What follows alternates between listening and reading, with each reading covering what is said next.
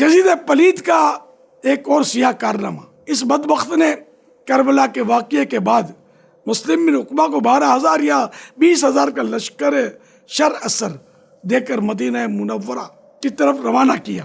اس نامراد لشکر نے مدینہ منورہ میں بہت طوفان بدتمیزی برپا کیا کہ خدا کی پناہ، قتل و غارت اور طرح طرح کے مظالم رسول اللہ صلی اللہ علیہ وسلم کے ہمسایوں یعنی پڑوسیوں پر کیے۔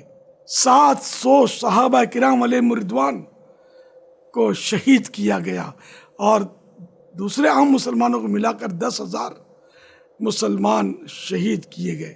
ایسی ایسی بدتمیزیاں کی جن کا ذکر کرنا ناگوار ہے۔